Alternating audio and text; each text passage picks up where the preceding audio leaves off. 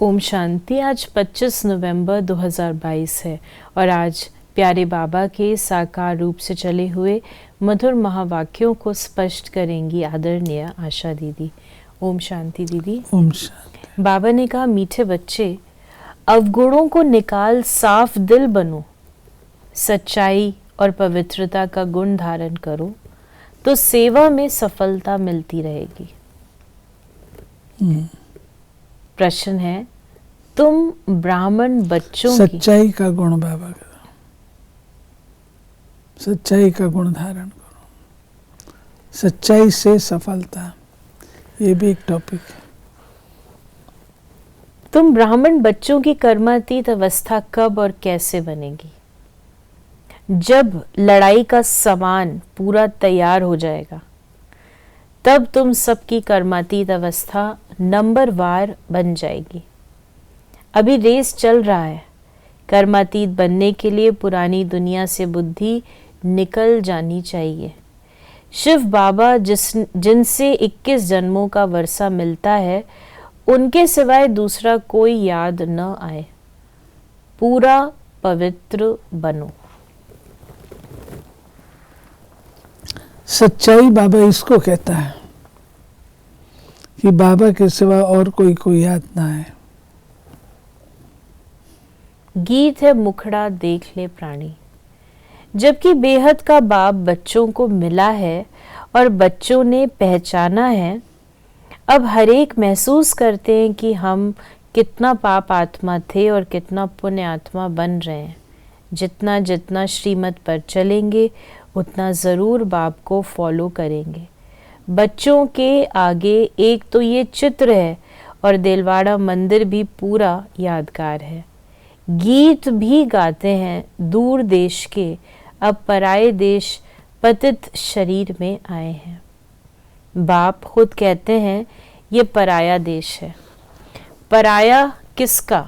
रावण का। तुम भी पराए देश अथवा रावण राज्य में हो। भारतवासी पहले राम राज्य में थे, इस समय पराए अर्थात रावण राज्य में हैं। शिव बाबा तो विचार सागर मंथन नहीं बाबा कहते जो चीज अपनी नहीं है तो पराई है। वो पराई किसकी है? रावण की। तो रावण की चीज पर क्या अधिकार, रावण की चीज पर क्या आंख डुबाने। शिव बाबा तो विचार सागर मंथन नहीं करते। ये ब्रह्मा विचार सागर मंथन कर समझाते हैं कि ये जो जैनी लोग हैं उनका ये दिलवाड़ा मंदिर है। ये जो चैतन्य होकर गए हैं उनका ही जड़ यादगार है। आदि देव आदि देवी भी बैठे हैं। ऊपर में स्वर्ग है। अब अगर जो उन्हों को भगत है, उन्हों को ज्ञान मिले तो अच्छी तरह समझ सकते हैं कि बरोबर नीचे राज्यों की शिक्षा ले रहे हैं। फिर बाबा ने हम बच्चों को कहा कि ये है जड़ और हमारा है चैतन्य। जिन्होंने कल्प पहले भारत को स्वर्ग बनाया है उन्हों का यादगार है। जगत अम्बा, जगत पिता और उनके बच्चे। मेजॉरिटी माताओं की होने कारण बी के नाम लिख दिया है। मंदिर में भी कुंवारी कन्या और अधर देवी है। अंदर जाएंगे तो हाथियों पर मेल्स के चित्र हैं। ये सब बातें तुम बच्चे ही समझ सकते हो। ये स्पष्ट करता है कि कहते कुछ है, करते कुछ है, कुछ है और अंदर में कुछ और है। जो बाबा ने बताया कि अंदर जाएंगे तो कुछ और दिखाई देगा। तुम अभी साफ दिल बनते हो, आत्मा से अवगुण निकाल रहे हो। तुम्हारी मम्मा किसको समझाती थी तो उसको तीर लग जाता था। उनमें सच्चाई पवित्रता थी भी कुमारी। मम्मा का नाम पहले आता है, पहले लक्ष्मी फिर नारायण। अब बाप कहते हैं मम्मा जैसे गुण धारण करो। आप तो मम्मा से मिले हैं, तो आप अपना इसके बारे में और अनुभव बताएं। मम्मा बहुत फियरलेस थी और व्यक्ति फियरलेस तब होता है जो आज हम अंडरस्टैंड करते हैं, जब उसके अंदर सच्चाई है, ट्रूथफुलनेस है, तो उसको किसी का डर नहीं होता है। तो वो जो बोलता है वो दूसरे के दिल को लगता है। तो मम्मा की ये विशेष बात थी। मम्मा कुछ भी बच्चों को कहती थी तो बच्चे स्वीकार करते थे। मम्मा किसी बड़े को भी कुछ कहती थी तो वो बड़ा स्वीकार करता, तुरंत। नहीं नहीं मम्मा, नहीं नहीं, जैसे आप कहेंगे। तो मम्मा की जो सच्चाई, पवित्रता और कुमारीपन जिसका बाबा ने वर्णन किया, ये अमृतसर की घटना से हम स्पष्ट कर सकते हैं। जबकि इतना बड़ा रश था, क्राउड था, जो कि मम्मा से क्वेश्चन करने आया, लेकिन मम्मा की योग स्थिति, मम्मा की सच्चाई, पवित्रता, फियरलेसनेस, मम्मा योग में बैठी हुई थी अकेली, वो कुछ बोल ही नहीं सके, कुछ बोल ही नहीं पाए। मम्मा के उसको देख करके फिर बाबा ने कहा, ब्रह्मा कुमार कुमारियां कहलाकर फिर ईश्वर का नाम बदनाम करेंगे तो उनका क्या हाल होगा। ऐसा काम क्यों करना चाहिए जो पद भी भ्रष्ट हो और बहुतों का नुकसान भी हो। तो बाप ने समझाया है, दूर देश से आते हैं पराए देश में, फिर रावण राज्य द्वापर से शुरू होता है, भक्ति भी द्वापर से शुरू होती है। इस समय सबकी तमो प्रधान जर्जरीभूत अवस्था है। वो बेहद का पुराना झाड़ है। बेहद का ज्ञान कोई दे ना सके, बेहद का संन्यास कोई करा ना सके। फिर बाबा ने कहा कि जब हम आत्मा है, परमात्मा बाप हमको पढ़ाते हैं, जब तक ये पक्का निश्चय नहीं, गोया कुछ भी नहीं समझेंगे। पहले ये निश्चय करें कि हम आत्मा अविनाशी हैं। हम अशरीरी आत्मा शरीर में आकर प्रवेश करती हैं, नहीं तो आदम शुमारी वृद्धि को कैसे पाए। जैसे आत्माएं परम धाम से आकर शरीर में प्रवेश करती हैं, वैसे परम पिता परमात्मा भी इस शरीर में प्रवेश कर कहते हैं, तुम हमारे बच्चे हो, तुम मुझ सागर के बच्चे जल कर खाक हो गए हो।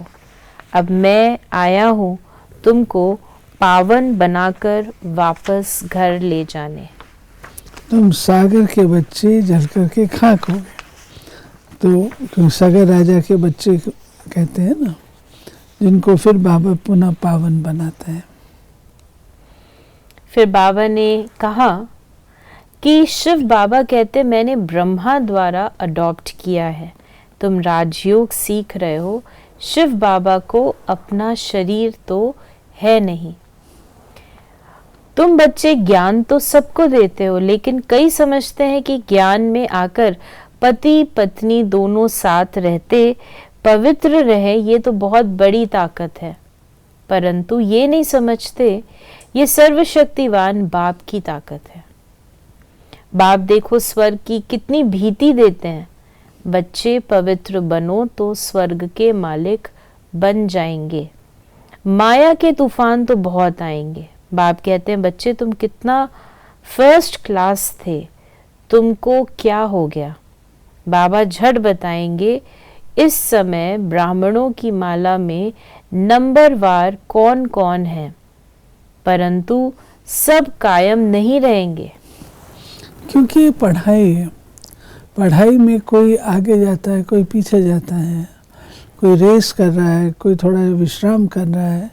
तो बाबा कहते हैं इसलिए इसकी माला नहीं बन सकती। नंबरवार बता सकते हैं कौन कहाँ पर है। कहते हैं हमसे मेहनत नहीं होती, बाबा को याद नहीं कर सकते। नहीं कहने से नास्तिक बन जाते हैं, दशाएं फिरती रहती हैं। माया के तूफान आने से ढीले हो जाते हैं। अगर भागंती हो गया तो समझेंगे श्याम बन गया। यहाँ आते हैं सुंदर बनने। हम ब्राह्मण कुल वाले श्याम से सुंदर बन रहे हैं।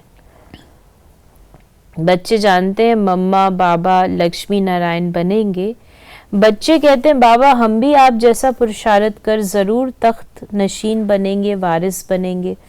परंतु फिर भी ग्रहचारी बैठ जाती है। चलन भी अच्छी चाहिए। तुम्हारा धंधा है घर घर में संदेश पहुंचाना कि शिव बाबा को याद करो तो विक्रम विनाश होंगे।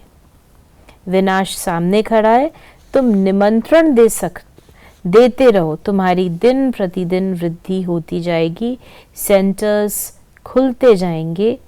ये इतना बड़ा मकान भी कम पड़ जाएगा। आगे चल कितने मकान चाहिए, ड्रामा में आने वालों के लिए प्रबंध भी ज़रूर चाहिए। बच्चे अपने लिए सब कुछ कर रहे हैं।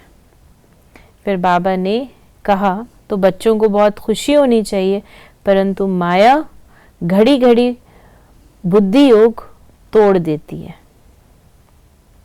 फिर बाबा ने हम बच्चों को कहा है कि तुम 10 सेंटर खोलो, बाबा ग्राहक दे देंगे, परंतु सेंटर ही नहीं खोल सकते। हिम्मते बच्चे, मदद दे बाप, किसको भी टच कर देंगे। बाबा ने आज हम बच्चों को वरदान दिया, दिल की समीपता द्वारा सहयोग का अधिकार प्राप्त कर उमंग उत्साह में उड़ने वाले तीव्र पुरुषार्थी भव। जो बच्चे दूर बैठे भी सदा बाप की दिल के समीप हैं, उन्हें सहयोग का अधिकार प्राप्त है और अंत तक सहयोग मिलता रहेगा। इसलिए इस अधिकार की स्मृति से कभी भी न तो कमजोर बनना, न दिल शिकस्त बनना, न पुरुषार्थ में साधारण पुरुषार्थी बनना। बाप कंबाइंड है, इसलिए सदा उमंग उत्साह से तीव्र पुरुषार्थी बन आगे बढ़ते रहना। कमजोरी व दिल शिकस्तपन बाप के हवाले कर दो, अपने पास सिर्फ उमंग उत्साह रखो। और स्लोगन है, श्रीमत के कदम पर कदम रखते चलो तो संपूर्णता की मंजिल समीप आ जाएगी। श्रीमत बहुत एक प्रसिद्ध चीज़ है। बाबा की राय, बाबा जो श्रीमत देता है, अगर उसको हम फॉलो करते रहें तो हम सब प्रकार की कठिनाइयों से होता ही है कि हम लोग श्रीमत में अपनी मन मत मिक्स कर लेते हैं या परमत करते हैं। तो ये थे बाबा के आज के मधुर महावाक्यों का स्पष्टीकरण। यदि आपके मन में कोई सवाल है तो मैसेज या व्हाट्सएप करें 8826599309 पर। ओम शांति।